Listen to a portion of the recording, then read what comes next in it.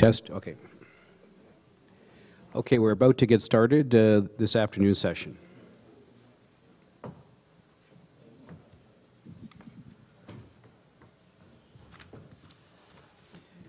Thank you for your attention. My name is Martin Kenney. I live in the BVI. I'm a fraud and asset recovery lawyer, and sitting next to me is investigator Kim Marsh. He lives in London, and he's with an investigation firm called IPSA International. Welcome. We are going to now present to the next 55 minutes an interesting story, a tale called Gaddafi's Libya, inside a covert operation to seek to recover $240 million of stolen cash in 12 steel boxes, shrink-wrapped U.S. $100 notes. We start with a little bit of background.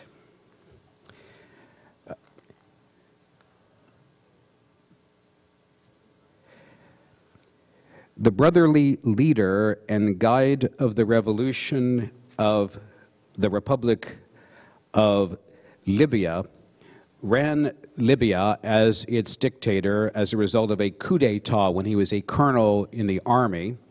From 1969 until 2011.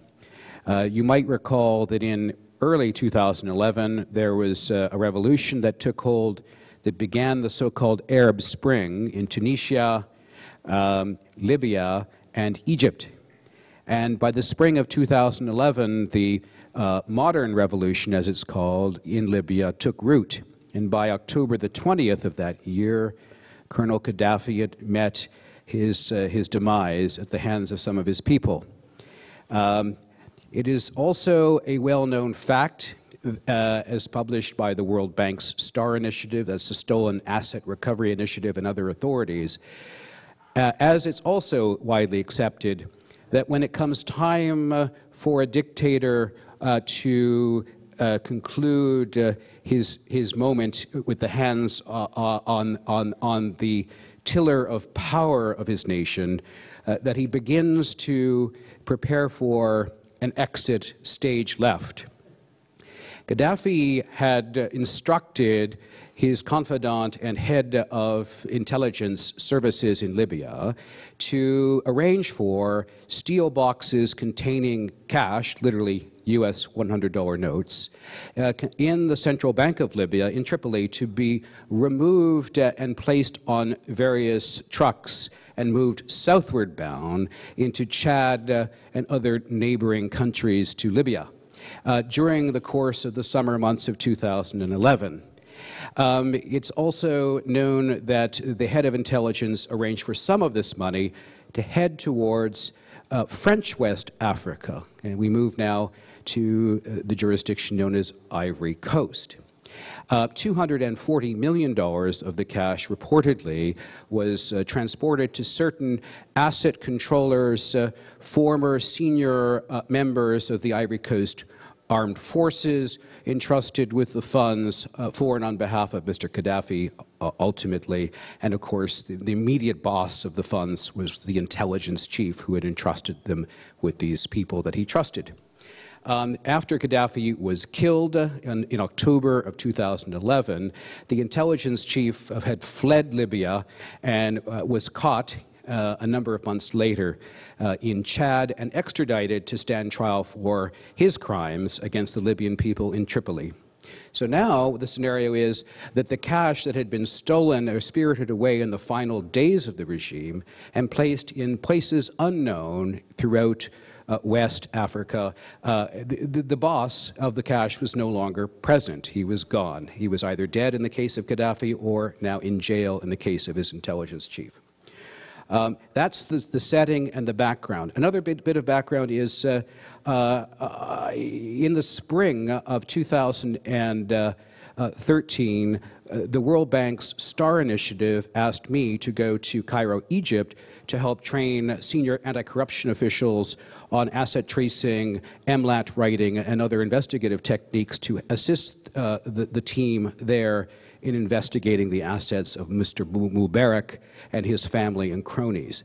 The STAR initiative was set up by the World Bank approximately 8 or 9 years ago to provide technical training and assistance to developing nations victimized by kleptocracies and dictators who remove value. In the case of Gaddafi, it was quite an important case in dealing with stolen assets for a sovereign, and because his regime had lasted 42 years, and the regime had control of massive retained earnings, to wit, profits generated from oil trades. So Libya was it's an oil producer, produced 2 or 3% of the world's oil during this period of time, and some reports suggest as much as $160 billion of retained earnings from these oil trades were spirited away and located in various financial institutions around the world. So in terms of the global picture of assets stolen from Libya, the broad picture is about half of that dark number, the hypothetical number based on what economists think may have been stolen. About half appears to be have been invested formally in the in the sovereign fund of Libya, which most of that value was frozen in New York and London and other Western banks when Gaddafi perished, and has been or will be recovered for the Libyan people. Then there's a dark number that no one is certain about its measure of value. It could be as much as another $80 billion. And a small portion of that is represented by the cash that is accepted that was spirited away in the final days of the regime. And what we're going to talk about is one little strand of that, $240 million of literally cash in steel boxes.